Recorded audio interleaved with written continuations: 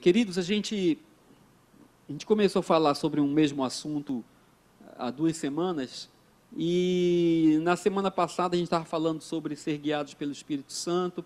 Semana passada nós falamos um pouquinho a respeito dos dons do Espírito Santo, né? Essas ferramentas que Deus disponibilizou para a nossa vida, e a gente entendeu que o Espírito Santo ele só tem uma forma de atuar, ele só atua através da unidade. O Espírito Santo, ele une tudo, ele unifica tudo, ele deixa tudo uma coisa só, independente da nossa origem, da nossa cultura, de onde nós viemos, para onde nós, não interessa nada disso. O Espírito Santo veio para unificar, porque nós fazemos parte de uma nova geração, nós fazemos parte de um povo novo, nós fazemos parte de um povo que foi recriado. Como o irmão estava falando aqui, né? Antigamente existia uma dúvida sobre onde adorar, que as pessoas, era natural que elas adorassem no seu local de origem. Então o judeu queria adorar no local de origem dele. Onde é? Qual o monte? É o Monte Sião?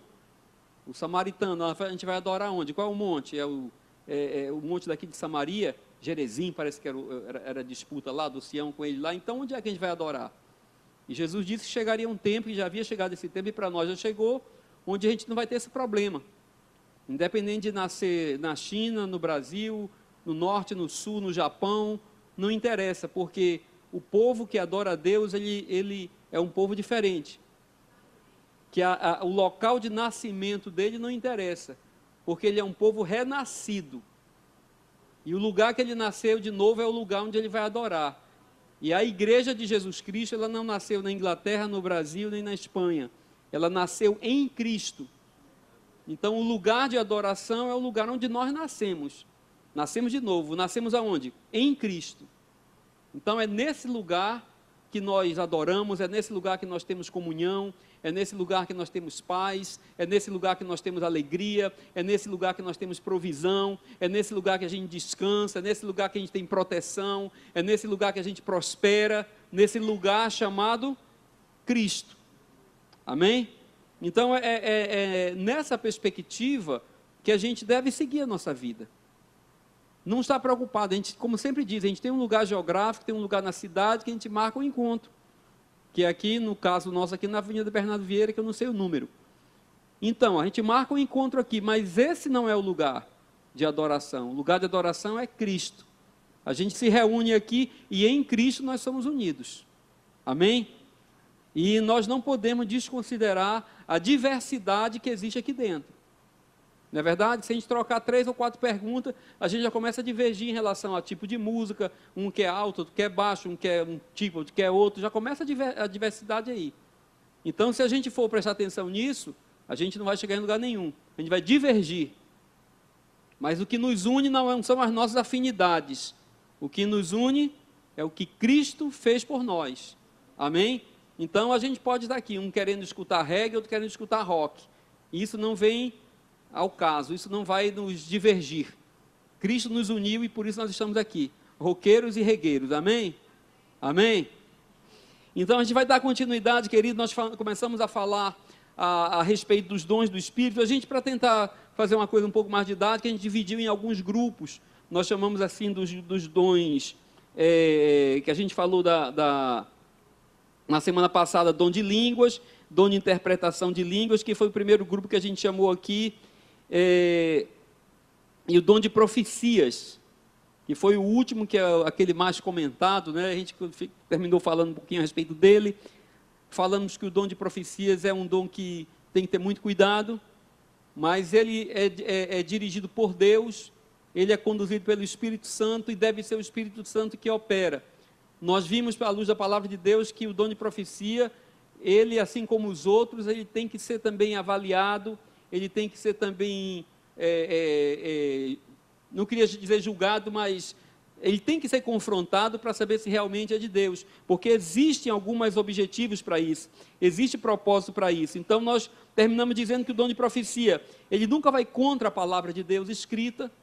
Há um propósito para a gente andar com esse livro aí, há um propósito para Deus ter reunido aí vários autores em diferentes tempos, para que nessa unidade todo mundo falasse a mesma língua. Então, a profecia que é lançada sobre a igreja ou sobre a sua vida, meu irmão, ela nunca, se ela for de Deus, ela nunca irá contra a palavra de Deus escrita. Amém? Essa é a nossa garantia. Ela sempre vai exaltar Jesus Cristo, ela vai promover edificação, exortação e consolo. E ela jamais traz confusão, ela jamais traz insegurança, ela jamais traz aflição. Às vezes vem uma palavra muito dura, de repente, assim, confronta a gente, mas a gente não fica angustiado, a gente não fica deprimido, a gente não fica querendo morrer. Não é verdade? A gente entende que caiu um negócio ali, a gente levou um sacode e que nós temos que andar para frente. Então, é uma orientação apostólica, é uma orientação bíblica e já é uma orientação muito antiga. Talvez uma das primeiras manifestações de Deus assim no mundo foi através da profecia, que foi quando Deus começou a falar com o homem através de outras pessoas. Ele falava através de alguém. Então, isso já foi assim normatizado desde o começo. E graças a Deus, talvez, que a gente está numa era assim que é mais maleável, era da graça, mas se vocês forem dar uma olhadinha no tempo da lei, isso foi bem regulamentado, né? Lá o profeta, ele tinha um lugar de destaque assim, mas ele era muito questionado.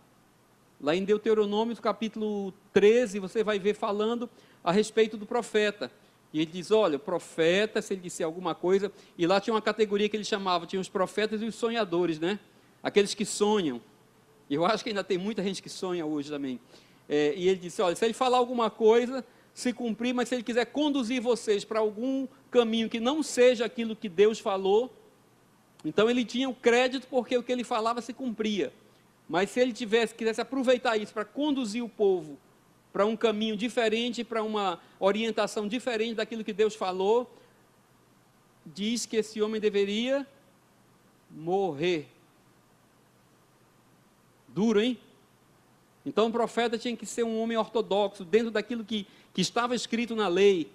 E se ele cumprisse isso diferente, quisesse direcionar o povo para outro tempo, esse rapaz era convidado a ser, assim, recebido em uma cerimônia de apedrejamento.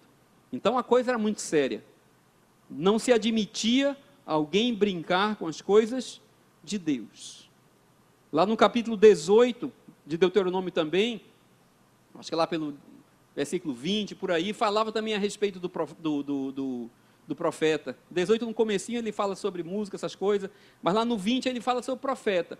E ele diz, se ele profetizasse alguma coisa, dissesse alguma coisa em nome de Deus, e não fosse Deus falando por ele, ele era considerado assim isso era considerado como uma afronta muito grande, uma arrogância muito grande, uma ousadia muito grande, alguém chegar dizendo que era Deus que estava falando, e no caso não era Deus. Então se ele falasse, pois não.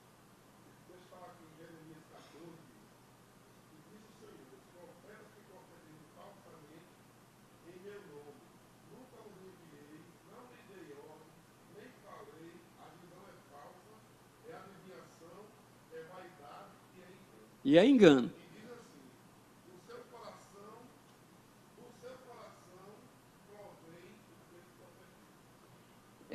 E tu já estava ali em Jeremias, e lá em Deuteronômio, que a gente está lendo, diz que esse rapaz que fala em nome de Deus, não sendo Deus, também era convidado a quê? À morte.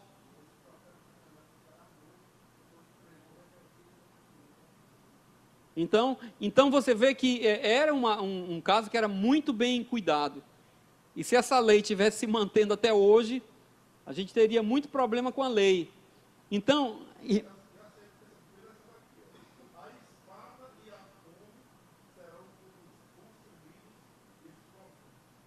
a espada e a fome, né? Irmãos, então, é um assunto muito delicado. É um assunto muito delicado. E a gente tem que saber o que é que está acontecendo, porque tem muita gente que se utiliza desse argumento que a gente não cumpre a lei para estar falando em nome de Deus. Eu me tremo todo. Acho muito bonito quando o cara chega e diz, rapaz, Deus me disse. Eu disse, poxa vida, né?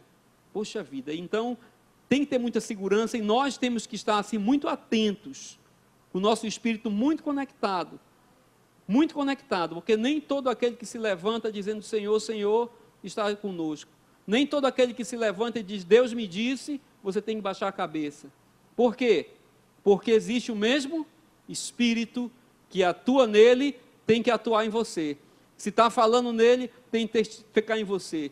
Então, naquela época, hoje eu acho que deveria ser assim. O cara dá uma profecia aqui de púlpito, eu acho que ele deveria assinar um recibozinho, um boletozinho e entregar para você. Porque é um compromisso e deveria ser cobrado, irmãos. E às vezes a gente vê num culto, o cara diz, olha, antes do final do culto vai acontecer. E às vezes eu fico esperando. E não acontece nada e a pessoa sai de cara limpa. Eu acho que deveria haver mais confronto. Por quê? Porque o nome de Deus não pode ser jogado assim. Porque quando Deus fala, o que acontece? Cumpre, irmão. Se alguém vem falar comigo, às vezes com dúvida, Levi, eu recebi uma profecia, eu disse, irmão, fique frio, siga a sua vida, vá trabalhar, vá continuar fazendo as coisas, porque se Deus falou, se cumpre, amém? Independente da sua vontade, independente do que aconteça, se Deus falou, se cumpre. Tem gente que joga uma profecia, aí depois diz um negócio lá para você, e diz, não cumpriu, a culpa foi sua. Você não creu, você não escovou o dente, você não cortou o cabelo. Irmãos, que Deus é esse? Você não recebeu, o que Deus fala, Ele cumpre. Amém? Ainda tem uns que agem em nome, usando a estatística, né, pastor Romualdo? O professor Romualdo aqui entende muito bem isso, jogando na estatística. Tem 500 pessoas, 600 pessoas aqui no local. O cara diz, tem alguém aqui, olha, aquele negócio que está pensando em fazer, vá que dá certo. Irmãos, a estatística funciona. Todo mundo trabalha. Aí alguém que já estava pensando no negócio vai fazer, mas tem um monte que vai fazer, vai dar errado. E vai, tá vendo? Quem foi que estava domingo aqui, que fez o negócio? Foi eu, tá vendo? Foi eu. Então, irmãos, tem que ter discernimento. Quando Deus fala, não sei se com vocês é assim, mas quando Deus fala que é para você, você sente paz, você sente testemunho, você sente que é com você, não precisa ninguém apontar, você se reclina ali, você aceita com mansidão a palavra de Deus, pode ser dura, pode ser do jeito que vier, mas você aceita com mansidão, com alegria, e você sai assim, satisfeito, dizendo, Deus se lembra de mim, Deus olha para mim, Deus falou comigo, amém? Eu acredito em tudo isso que a gente está falando aqui, irmãos, acredito em tudo isso, mas eu peço a Deus todas as vezes, que me dê discernimento, para que eu não seja levado apenas pela minha fome, não é assim? Porque se a gente está com muita fome, dizem que o bom tempero, o bom tempero é a fome, né? Então se a gente está com muita fome, irmãos, a gente come qualquer coisa, e a indigestão vem depois. Por isso que eu aconselho os irmãos, eu exorto os irmãos que saiam de casa alimentados, amém? Não deixa para comer só no culto, não, 2 vezes por semana, 1 vez por semana, amém? Vem para o culto com fome, ou com satisfeito, vem receber a palavra aqui como mais uma porção, mas em condição de você julgar, de você receber bem, de você discernir, não venha se tremendo, debilitado não, que qualquer coisa você vai se agarrar, amém? A gente vai dar continuidade aqui a um segundo grupo que a gente falou, o primeiro que a gente chamou dos verbais, a gente falou de um segundo grupo que seria o grupo de revelação, que é muito importante, queridos, dom de Deus, dom do Espírito Santo. O Espírito Santo, nós já lemos, ele distribui isso a quem ele quer, amém? E tem um dom que é chamado palavra de sabedoria, já ouviram falar sobre isso aí? Muito importante, né? Um dos dons distribuídos pelo Espírito Santo para a igreja. Então, o que é a palavra de sabedoria? É a capacitação sobrenatural derramada pelo Espírito com o intuito de trazer soluções para as necessidades ou problemas difíceis e complexos da igreja ou da vida de qualquer pessoa, podendo tais problemas serem de ordem natural, espiritual. Já conversaram com alguém que parece que liga um botão nele assim e ele diz um negócio que você diz, puxa vida, que palavras sábias, não preciso falar muito não, mas é a palavra certa, colocada na hora certa, no momento certo, tapando aquele localzinho que estava aberto. Palavra de sabedoria, dom do Espírito Santo, irmãos. Uma palavra de sabedoria às vezes passa desapercebida por você. Alguém chega para você e diz um negócio assim, e aí você fica, poxa vida, chegou, ninguém viu isso, chegou aquela palavra. Então isso é um dom de Deus, irmãos. É um dom de Deus, é uma revelação que Deus dá a respeito de um problema. Ele revela, essa pessoa tem um discernimento da vontade de Deus para aquela situação. Não é uma profecia. Não é uma profecia. É uma situação que chega que ninguém sabe resolver. E chega aquela pessoa orientada pelo Espírito Santo e diz a palavra certa. A resposta certa. O posicionamento certo. Não faça. Vamos fazer assim. Vamos parar. Não vamos fazer nada. Vamos esperar um pouco. Palavra de sabedoria. Um posicionamento que vai indicar, que vai apontar para a perfeita vontade de Deus na resolução de uma situação que às vezes está sem uma definição, irmãos. Então tem pessoas que o Espírito Santo, ele dá esse dom, ele distribui esse dom, que é a palavra de sabedoria. Lá em Atos, no capítulo 6, diz assim, 6 versículo 10, e não podiam resistir à sabedoria e ao Espírito com que ele falava. Irmãos, parece que quando você fala, não tem nenhum argumento melhor. Parece que quando você fala, fecha tudo aquilo que estava sendo levantado, todas as dúvidas ficam dissipadas. Ninguém resiste à sabedoria. Amém? Não é esperteza, não é coisa bonita, é palavra de sabedoria, uma palavra certa que vai fechar uma situação que ninguém sabia como fechar. Isso é um dom de Deus. Parecido com a palavra de sabedoria, tem a palavra de conhecimento. Já ouviram falar também? Tudo isso aí traz o quê? Revelação. Traz luz na situação, traz luz para a igreja, né? O que é a palavra de conhecimento? É a capacitação sobrenatural derramada pelo Espírito Santo com o intuito de que sejam reveladas, através de Deus, informações do passado, do presente, a respeito de pessoas ou ministérios, situações. Ela mostra o conhecimento de Deus sobre pessoas, fatos e segredos espirituais contidos nas entrelinhas da Bíblia. Olha, isso aqui não é negócio de adivinhação não, nem é para expor ninguém. Mas parece que antes de uma palavra ser colocada, parece que algumas barreiras de incredulidade têm que ser quebradas. Não é assim? Parece que a pessoa está um pouco duro, está um pouco resistente, a dúvida está sendo muito grande, a incredulidade é muito grande. Então, o que é que acontece aqui? Essa palavra de conhecimento, ela traz à tona alguma situação que está oculta. Está entendendo? Aí, quando aquela palavra vem, aí você diz, poxa vida, só pode ser Deus, porque ninguém sabia disso. Aí o que é que você faz? Se abre, não é assim? Quebra, a incredulidade cai por terra. Então isso aí não é para estar revelando o segredo de cofre, isso aí não é para estar contando segredo de ninguém, não, irmãos, isso aí Deus faz através do Espírito Santo, basicamente para quebrar essa barreira da incredulidade, para ele dizer, ei, você não precisa abrir a sua boca, porque eu conheço os locais mais secretos do seu coração. Não é assim que o salmista cantou? Ainda a palavra não me veio à boca, e tu já conheces. Então, se ele já conhece, quando é do interesse dele, ele também revela. Mas ele revela guardando os mesmos princípios da profecia.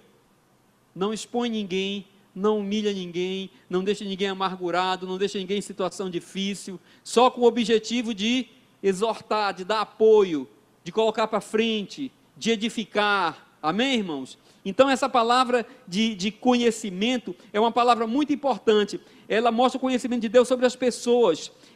A palavra de conhecimento tem poder de mudar a vida pela revelação da verdade. A palavra de sabedoria refere-se ao futuro, revelando métodos para a aplicação da vontade de Deus em nossa vida. Lá em Atos, no capítulo 5, vocês vão lembrar desse texto, no versículo 3, o nosso irmão Pedro diz assim: então disse Pedro, Ananias, por que encheu Satanás o teu coração para que mentisses ao Espírito Santo e retivesses parte do preço da herança?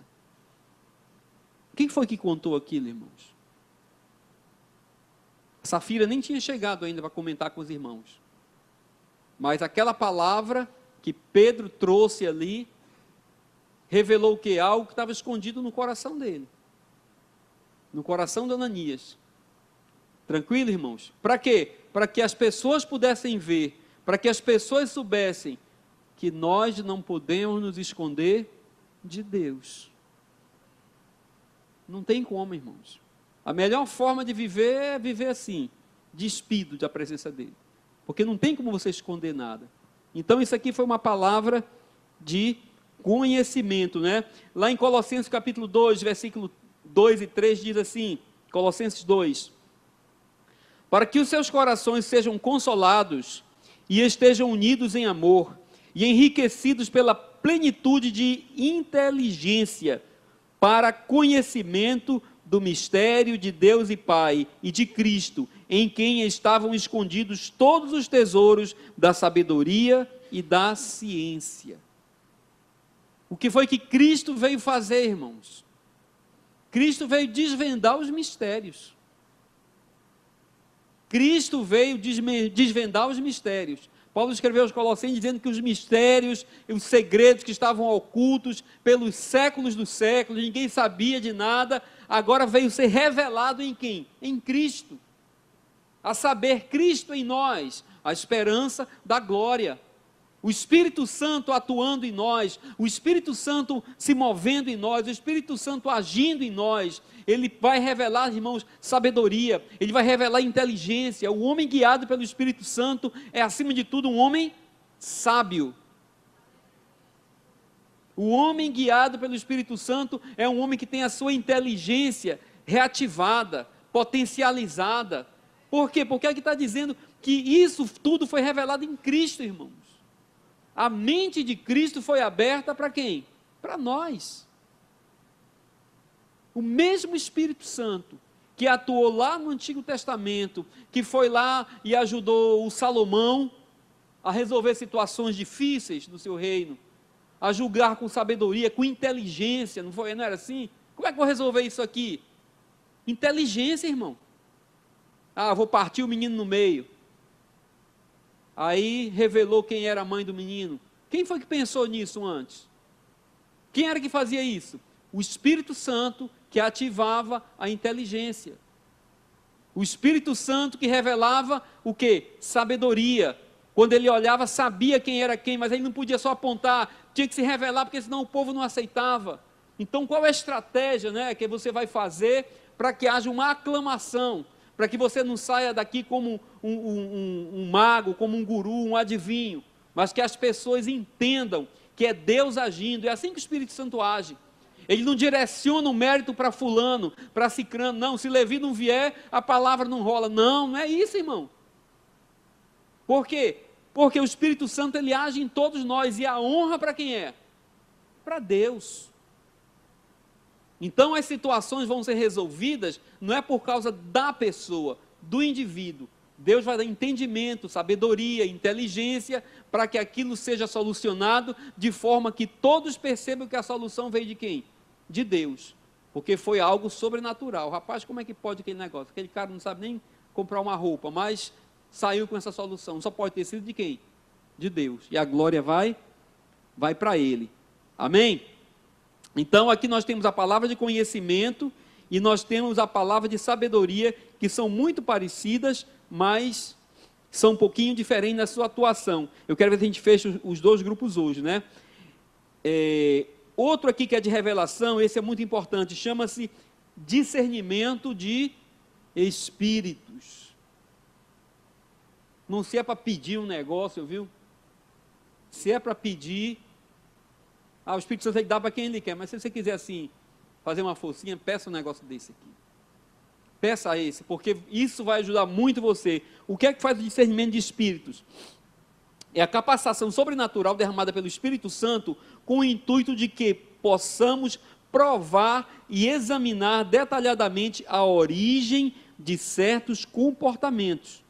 Não se trata de leitura de mente, adivinhação de pensamentos ou exposição de falhas e outros. É a capacitação para que seja possível interpretar, revelar e saber com extrema segurança a origem de uma profecia ou de qualquer outro fato, se vem de Deus, se vem do homem ou se vem do diabo. Se eu tivesse 100 reais e pudesse escolher um desses 9, eu escolheria esse aqui, viu, irmão? Você poder ter discernimento da origem da coisa. Já viram que tem gente assim, tem uns irmãos que é assim? Quando o caba levanta aqui, rapaz, tem um negócio aí. Irmão, deixa eu dizer para vocês, em qualquer manifestação, qualquer assim, agrupamento, de crente mesmo, com boa intenção, ninguém com dolo algum, tudo na maior boa intenção de fazer um culto legal, uma reunião legal, irmão, você está sujeito a 3 manifestações. Pode ser de Deus, pode ser do diabo, e pode ser do homem mesmo. O cara não está endiabrado, não está com nada no couro. É só ele mesmo. Querendo aparecer, querendo se promover, com um problema de afirmação, alguma coisa dele. Não adianta botar a mão na cabeça dele, expulsar nada, porque não tem nada. Então, pode aparecer tudo isso. Aonde? Numa reunião como essa. Então, o que é que a gente precisa? Ter discernimento do espírito que está gerando aquela ação. Do espírito que está gerando aquela palavra, do espírito que está gerando aquele canto, aquela manifestação, aquele grito, aquela dança, e aí segue todo tipo de coisa que a gente vê. Estão entendendo, irmãos? Porque isso é que vai fazer com que a gente caminhe no sentido de sermos alimentados na direção do que Deus tem como sua vontade para a nossa vida. Porque senão a gente vai para um festival de pipoca. Muita coisa rolando, pulando, você não consegue pegar nada, não consegue, o que pega não alimenta, e o que alimenta acaba logo, e quando termina o curso você está com fome. Apesar de todo o burburinho. Por quê? Porque pode ter sido uma manifestação de Deus, pode ter sido do diabo, um negócio enganoso, porque quando é de Deus, irmão, você sai alimentado. Quando é de Deus, você aproveita. Quando é de Deus, você avança. Quando é de Deus, você amadurece. Quando é de Deus, você sai consolado, você sai edificado, você sai forte. Então, eu acho muito importante para nós que vivemos hoje aqui, nesse tempo que está passando muito rápido, nesses minutos que correm. Paulo escreveu aos Efésios, no capítulo 5, dizendo que nós deveríamos remir o nosso tempo. Por quê? Porque Deus não tem problema com o tempo, mas nós temos. Deus chama a eternidade de agora. O agora para mim já passou. Vocês estão entendendo, irmãos? Então eu, pelo menos, tenho muito cuidado hoje com o tempo, porque eu já estou numa fase que o tempo que eu tenho para frente não é mais a metade do que eu tenho para trás. Então o tempo para mim é importante. Não me chama para qualquer coisa que talvez eu não vá. Por quê? Porque eu quero remir o tempo. Eu quero remir o tempo, então é importante que eu tenha discernimento. Discernimento, irmãos. Convidou, apareceu, você diz, é de Deus? Lá dentro o Espírito Santo vai dizer, vai que é de Deus. Da mesma maneira que ele vai dizer, é melhor ficar em casa dormindo. Você está entendendo? Então nós temos que ter esse discernimento. E nós que somos liderança, quem tem assim, lidera algum grupo, algum culto, algum negócio, você tem que estar discernindo. Quem está dirigindo o culto, está dirigindo a reunião, lá no seu grupo, na escola. Irmãos, tem discernimento. Se alguém se movimentar que não seja de Deus, você tiver essa convicção, essa certeza, chega junto, exorta, corrige, traz para o trilho. Amém? Eu lembro de uma vez que eu estava aqui no culto, um culto de quarta-feira, o pastor estava pregando, nem lembro quem era, está vendo como o negócio era bagunçado, que eu não estava nem lembrando quem era, aí tinha um rapaz sentado aqui na frente, rapaz, o pastor começava a falar, ele terminava, porque Deus ama o mundo, E não sei, eu estava sentado ali com a minha esposa, e aquilo começou a me incomodar. Era 3 aleluia e um glória e tal, e o pastor pregando. Eu entendo que se Deus direcionou alguém, o pastor da igreja, o líder da igreja, para convidar alguém para dar a palavra, e a partir do momento que entrega o microfone para essa pessoa, a autoridade da palavra está com ele, porque o Espírito Santo não é tolo. Ele não vai deixar alguém se esgoelando lá no meio do púlpito, se tem alguém com o microfone aqui na frente. Então eu entendo que o pastor foi guiado pelo Espírito Santo para convidar o pastor lá que estava pregando. E o rapaz aqui, eu me levantei dali, sentei do lado dele, para ver se a minha presença assim, perturbava, mas não, estava seguro. Quando ele continuou, eu peguei assim na coxa dele, normal, com carinho, e disse: amigo, bem aqui, eu disse: amigo, tem um pastor querendo pregar. Bem aqui, bem baixinho, ninguém ouviu. Aí ele quis retrucar, eu disse: você está atrapalhando o culto. Quando ele foi preparar outra glória, eu disse: fique calado. Porque você está atrapalhando o pastor, está pregando. Amém? Irmão, quem coloca a palavra no nosso coração não é a plateia não, irmão, é o Espírito Santo. Você não precisa estar ajudando, não. Se era de Espírito Santo, se era de Deus, ou se era do diabo, eu sei que ele ficou calado e o Espírito não atuou mais. Você está entendendo, irmão?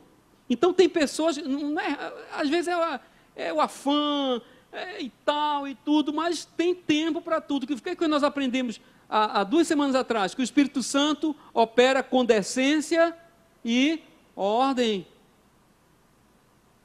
Culto, reunião, um encontro dos filhos de Deus é um negócio ordeiro.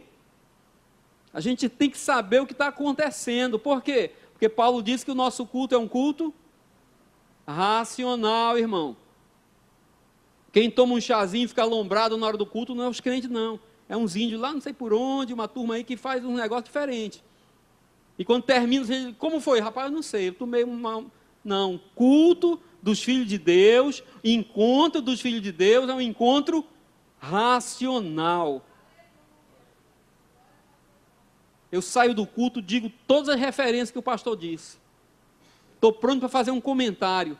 Estou pronto para repetir a pregação, para a gente discutir sobre o assunto e se alimentar um pouquinho mais. Vou para casa digerindo.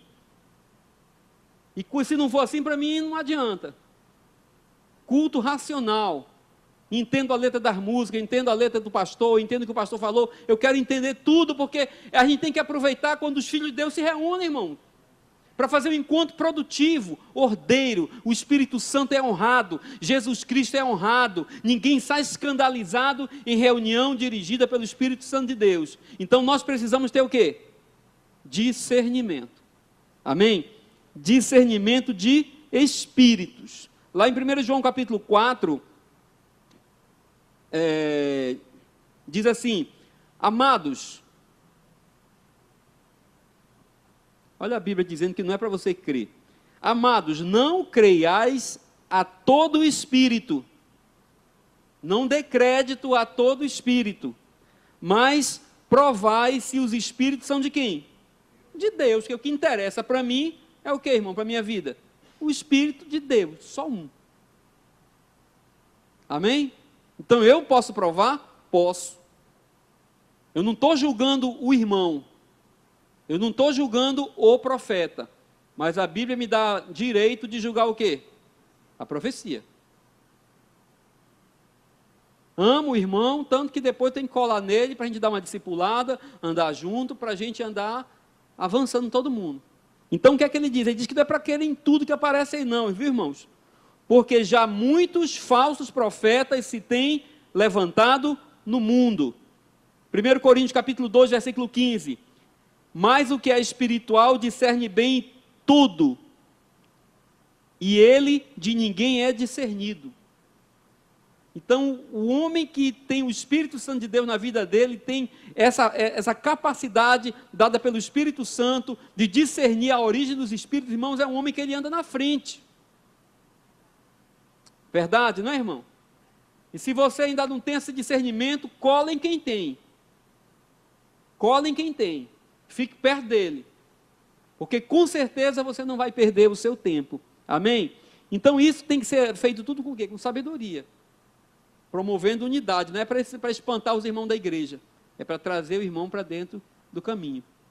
Eu louvo a Deus porque fui muito exortado por pessoas que me amavam, irmãos que acreditavam em mim, que queriam ver meu crescimento, que quando eu falava besteira no púlpito, falei muita besteira no púlpito, muita, o irmão chegava depois e dizia, irmão, vem cá, olha aqui, ó, isso aqui não se une desse jeito, a conexão é aqui, é por esse caminho, irmão, veja aqui, e a gente vai recebendo com mansidão, com humildade, e vai crescendo. Amém, irmãos? Tem um outro grupo que eu chamei aqui, o terceiro grupo, a gente vai terminar, falta só 3, né? Eu chamei assim, o grupo da habilidade, né? A gente chamou ali aqueles do discernimento, agora os grupos de habilidade. O primeiro dom que a gente colocou aqui é que ele chama do dom da fé. Aí você vai dizer, mas fé todo mundo não tem? Todo mundo tem fé, irmão? Tem ou não tem? Sim. A palavra de Deus diz, Paulo escreveu dizendo que a todos foi dada uma porção de fé. Então fé todo mundo tem, ninguém precisou fazer nada, não precisou orar, nada. Todo mundo tem uma porção de fé. Mas aqui Paulo escreve também que diz que tem um dom do Espírito Santo que chama dom de fé. A capacitação sobrenatural derramada pelo Espírito Santo a fim de que possam experimentar uma multiplicação da fé já existente na sua vida, além de discernir com grande confiança, presta atenção nisso, a vontade de Deus para as suas vidas, tanto no aspecto pessoal, ministerial, o qual envolve os propósitos da igreja ou da sua própria vida, uma fé para realizar feitos fora das explicações racionais. Aí você vai entender, Deus colocou fé no meu coração, colocou fé no seu, uma porção. Também eu não sei se o que ele colocou no meu foi igual ao seu. Também não sei, porque ele diz que é porção, e porção é um negócio que não tem tamanho. Mas eu entendo que o que ele colocou em cada um de nós é suficiente para a nossa vida. Amém? É suficiente para que a partir daí você creia. Porque pensa bem, ó, irmãos, se Deus não tivesse primeiro colocado a fé no nosso coração, independente da gente conhecer Ele ou não, a gente não aceitaria a palavra dEle. Não é assim? Porque Deus veio viabilizar a coisa. Então nós, naturalmente, não aceitaríamos a palavra de Deus. Que loucura é essa? Porque o Evangelho, Paulo diz que é uma loucura, não faz sentido. E por que eu aceito isso? Porque já tem fé. Homem sem fé, não, tem fé. Agora, através do Espírito Santo, existe um dom que vai multiplicar essa fé. Parece que você acredita mais do que os outros. Parece que quando você fala, as pessoas sentem uma firmeza maior. Parece que quando Deus apresenta um plano, um projeto, um propósito, enquanto está todo mundo assim, ainda cheirando, você diz, vai dar certo. Está todo mundo ainda avaliando, não está rejeitando. Porque não tem rebelde aqui, amém, irmão?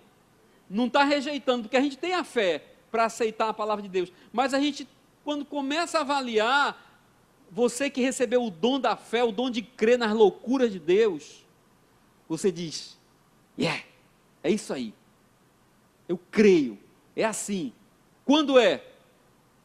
Não é aquela história, quando Deus diz pule, você diz, aonde? Que altura você quer? É como? É em pé de cabeça?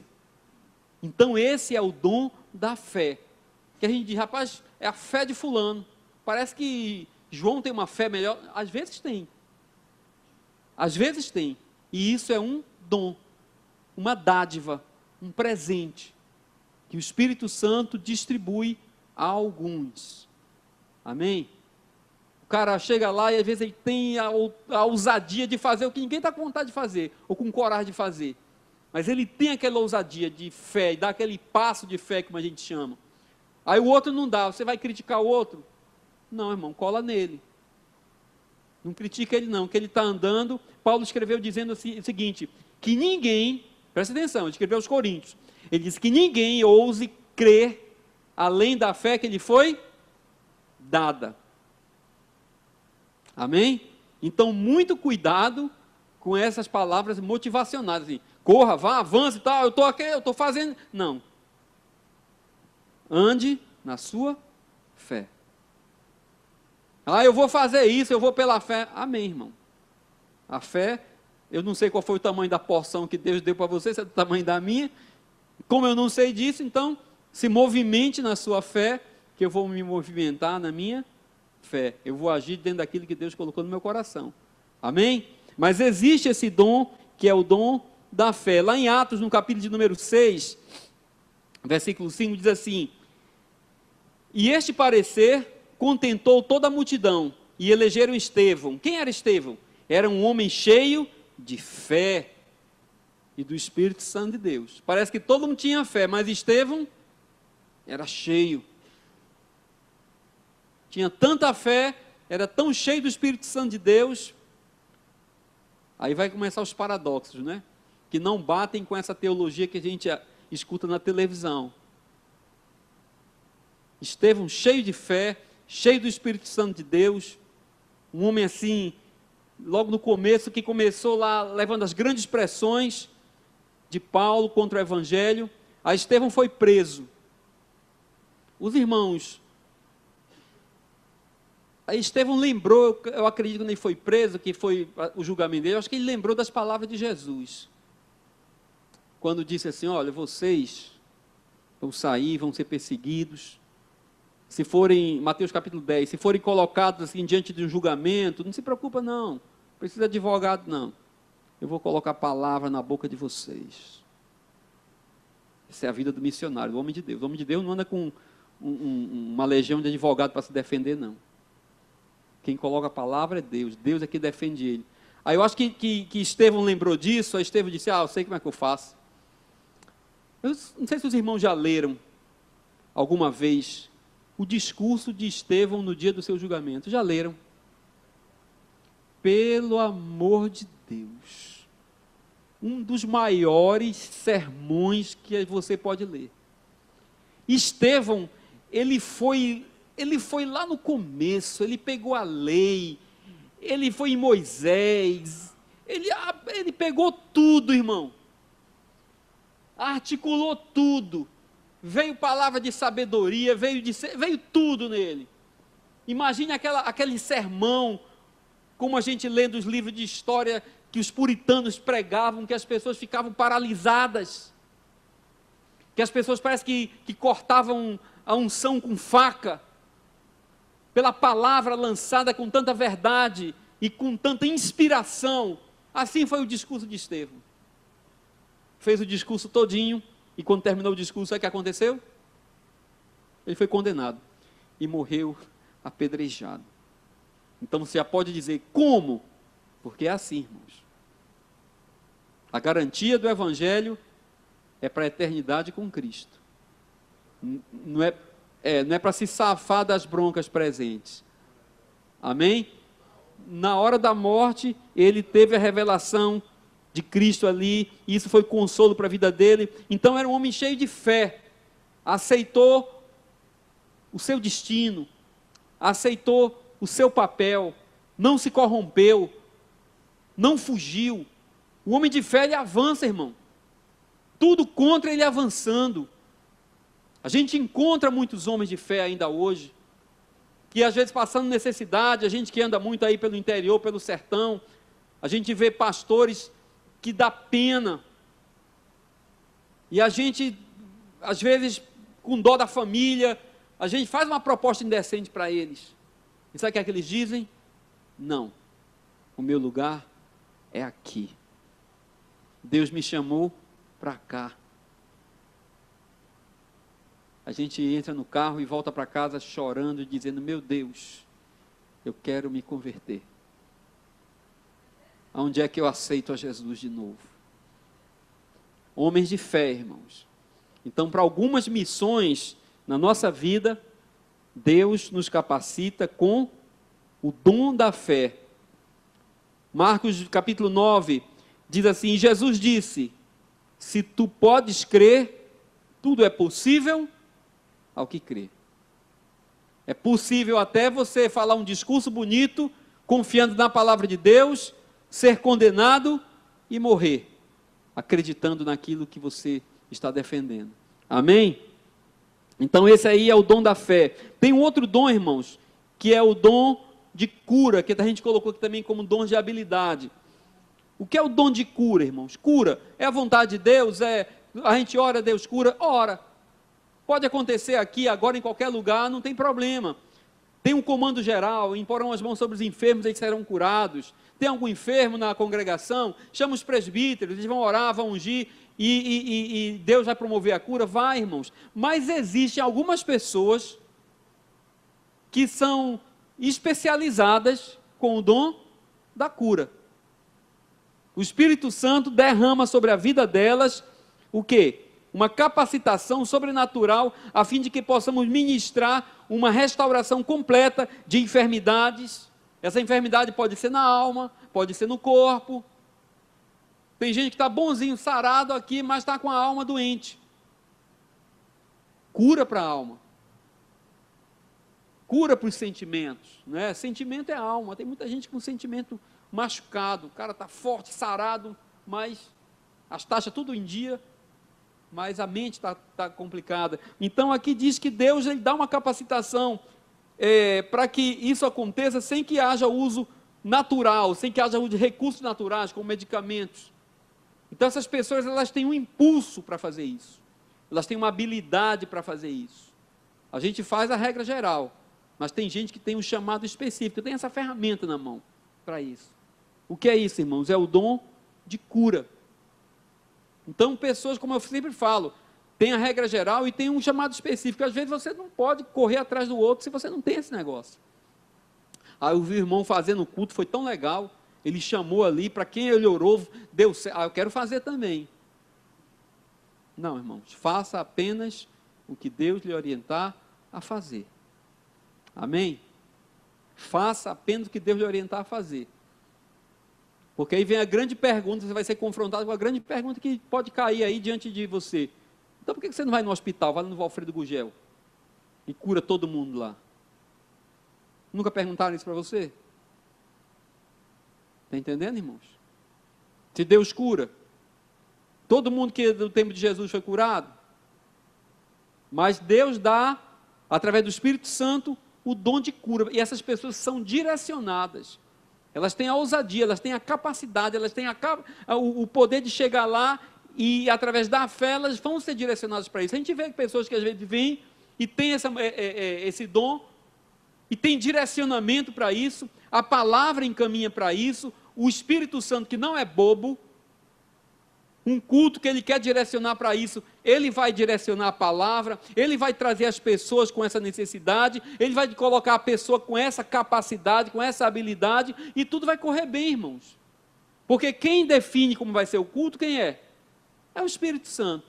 Amém? Então aqui a gente tem o dom da cura, lá em Mateus capítulo 10, diz assim: curai os enfermos, limpai os leprosos, ressuscitai os mortos, expulsai os demônios, de graça recebeste, de graça dais.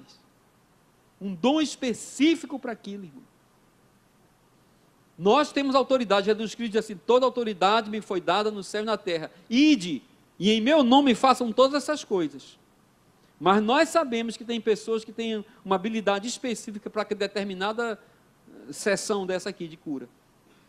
Ou para expulsar um demônio, para promover libertação, para orar por pessoas, às vezes para ouvir. Aí vem uma palavra de sabedoria, então vai trabalhando a cura. Então o dom de cura é um dom específico. Amém? Se você recebeu esse dom, se o Espírito Santo de Deus derramou sobre a sua vida esse dom, use com sabedoria dentro do corpo de Cristo. Amém? Tem outro dom aqui também para a gente terminar, que é o dom de milagres. Dom de milagres, a capacitação sobrenatural derramada pelo Espírito Santo a fim de que aconteçam grandes mudanças na ordem natural das situações, dos fatos e até da natureza, uma vez que se trata de atos sobrenaturais e sobre-humanos, os quais quebram os princípios das leis naturais. Já ouviram isso? Quem era que era um expert nesse negócio de dons de milagres? Nosso mestre, né? Bagunçava com qualquer lógica. Qualquer lei da natureza, ele quebrava. Ele mexia com química. Transformava água em vinho. Né? Mexia com física. Densidade. De repente a água estava mais densa do que o corpo. Independente da concentração. Então, o que é isso, irmão? Um dia tinha um estudioso aí na internet explicando o processo químico para transformar a água em vinho. Irmão, misericórdia. Não dava tempo fazer assim, aí enche aqui e bota para cá. Não. Está entendendo o que é isso, irmãos? É um milagre. É um negócio que vai contra a natureza. Para que isso? Só para se amostrar? Não. Para comunicar a vontade de Deus, para comunicar a palavra de Deus, para comunicar que Deus é grande, para comunicar que Deus é Deus. Então existem sim dons de milagres, pessoas que estão capacitadas pelo Espírito Santo a quebrar a ordem natural das coisas, para promover edificação, para promover consolo, para promover cura, para promover salvação. Isso não é show não, irmão. Não é circo não, vamos transformar aqui, fazer... Não. Isso é para que o nome do nosso Deus seja exaltado. Amém? Então isso aqui em Atos capítulo 2, diz assim: e Deus pelas mãos de Paulo fazia maravilhas extraordinárias. Coisas que ninguém imaginava. Ele fazia. Coisas fora do comum. Coisas que o homem natural não podia fazer. Deus pode fazer, irmãos. O Espírito Santo é o mesmo. Esses dons continuam aí. Agora, o que nós temos que entender na nossa vida, é como nós cantamos a música aqui, e é uma maravilha. É que a gente tem que receber isso aqui e sumir. Quem tem que ser louvado, quem tem que ser exaltado, é Deus. Porque muitas vezes começa lá, tudo direitinho.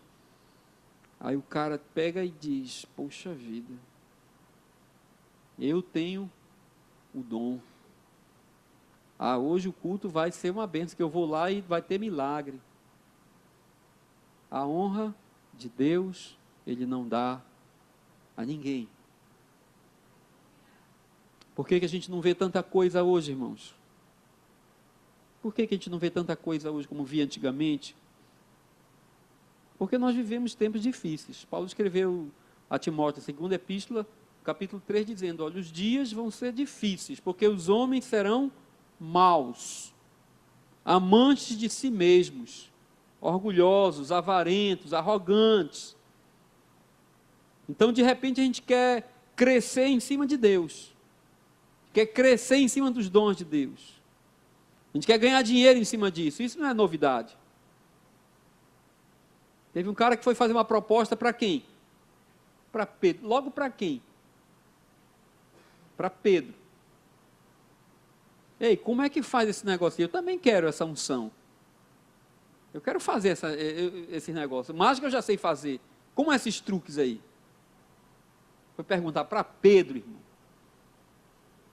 Bem mansinho. Então, queridos, isso que Deus tem colocado, esses dons, isso aí não é para a gente crescer não, irmãos. Isso aqui é para que a gente possa entender que existe um Deus que é tão poderoso que Ele pode fazer coisas que a natureza não explica. E o pior, Ele pode fazer através da nossa vida. E às vezes a gente precisa de um negócio desse para a gente não consegue fazer. Já viram aquele negócio? Eu oro por todo mundo, quando eu oro por mim não funciona. Já viram isso?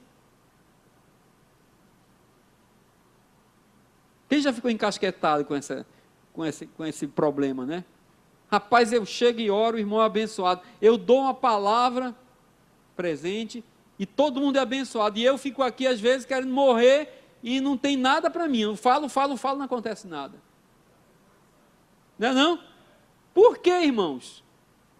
Por quê? Porque o ministério não é para nós. O ministério é para o outro. Os dons são ferramentas de serviço. Serviço para quem? Para o outro. Sabe por que a gente sofre? Porque nós não estamos servindo uns aos outros. É a bronca de Paulo lá com os coríntios, no capítulo 11, que a gente fala na ceia. Está todo mundo se reunindo, a ceia está colocada, está vindo tudo legal, mas vocês não estão servindo uns aos outros, cada um está comendo o seu próprio pedaço, cada um está dando a sua própria golada. Aí sabe o que acontece? O Espírito Santo para, porque o Espírito Santo não quer contribuir com isso, porque o propósito do Espírito Santo nós lemos no começo, quando Paulo escreveu aos Coríntios, dizendo que o Espírito Santo foi derramado para quê? Para o bem comum. Os dons, a palavra, as habilidades, a revelação, tudo é para o quê? Para o bem comum. É um fazendo por todos. E quando uns fazem por todos, todos são servidos. Então nós somos produto de um mundo, queridos, que tem nos ensinado a defender o nosso próprio umbigo, o nosso próprio estômago, resolver a nossa vida. O mundo que não tem nos ensinado a salvar uns aos outros, mas tem nos ensinado a nos safar das nossas próprias dificuldades. A gente quer ir se safando para um dia, quem sabe, chegar no céu, escorregando lá, pulando de um, pulando de outro, tenho dificuldade aqui, tenho um problema aqui, pulo, esse irmão é muito bronqueiro, então desvia ele, eu quero é chegar no céu, e eu não sei se nós chegaremos desse jeito, porque a ordem, a orientação do nosso mestre foi, sirvam uns aos outros, salvai-vos dessa geração que nós estamos vivendo. Então a gente só está aqui com um propósito, irmãos, para dizer para você, essa geração está perdida, o mundo está perdido, a orientação do mundo é para levar você para longe de Deus, a orientação do mundo é para transformar você em um deusinho, a orientação do mundo é para dizer, olha, você leia a sua Bíblia, se cuide da sua salvação, e peça para Jesus voltar logo para você subir, e deixar essas broncas todas aqui na terra. Está entendendo, irmãos? Então por que o milagre parece que só funciona para os outros, não funciona para a gente? Porque nós precisamos uns dos outros. Se eu pudesse resolver a minha vida sozinho, talvez eu não estivesse aqui. Eu estava eu mesmo,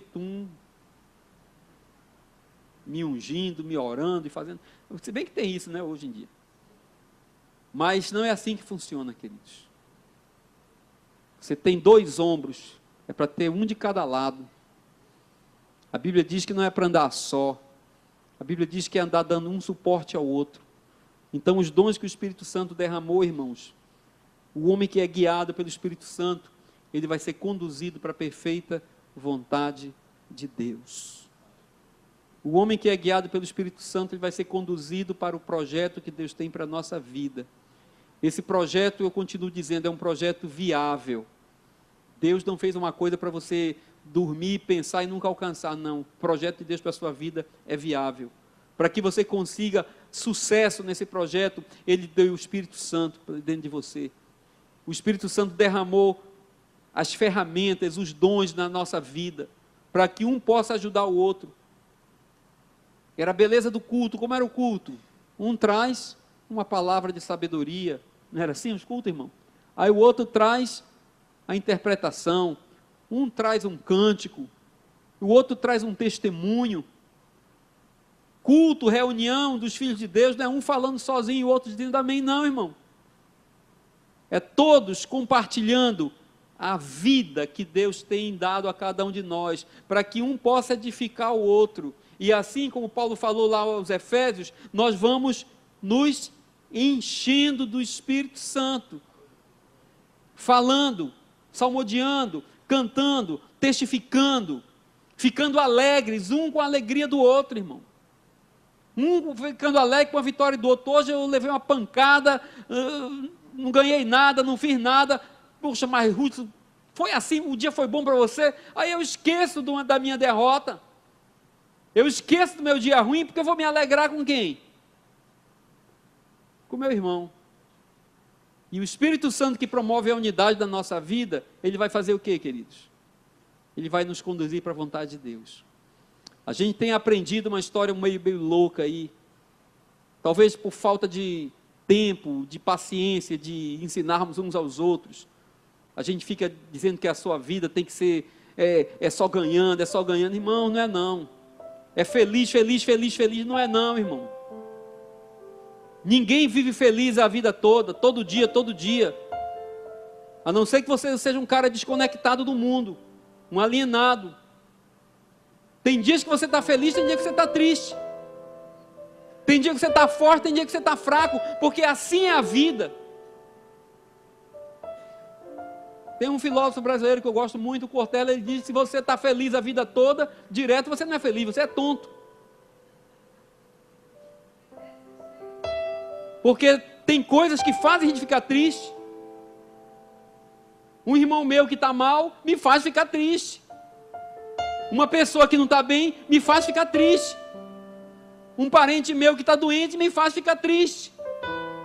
Porque nós somos sensíveis, e o Espírito Santo de Deus é que promove essa sensibilidade para que a gente não vire uma pedra, para que a gente não vire seres humanos intocáveis, imunes, que vivem no topo de uma pseudo-vitória, ignorando a realidade que nós precisamos ter contato com elas, irmãos, para poder chorar com os que choram, e também se alegrar com os que se alegram, para poder se importar com a necessidade do outro, para poder ficar triste, quando a gente olha para o mundo que a gente está vendo hoje, e a gente vê milhares e milhões caminhando a passos largos para a perdição. E o Espírito Santo foi derramado sobre nós, para que a gente seja essa palavra de sabedoria, irmãos, para que a gente possa se esvaziar a cada dia, e dizer: Pai, me conduz para a tua vontade. Esse dom da fé que havia em Estevão, que não fez fugir do seu destino, que ele possa atuar na nossa vida também, irmãos. Que a gente, se puder fazer as promessas para o próximo ano, vamos fazer aquelas promessas, dizer: Deus, eu vou me esforçar para ser guiado pelo teu Espírito, para ser levado para onde você quiser me levar. Eu quero fazer jejum para ficar mais fraco. Amém? Eu quero fazer jejum todo mês para que eu saia cada vez mais fraco, para que eu possa resistir menos à tua vontade, ao teu projeto, ao teu desejo. E assim possa ser um bom testemunho de Deus nessa terra. Amém?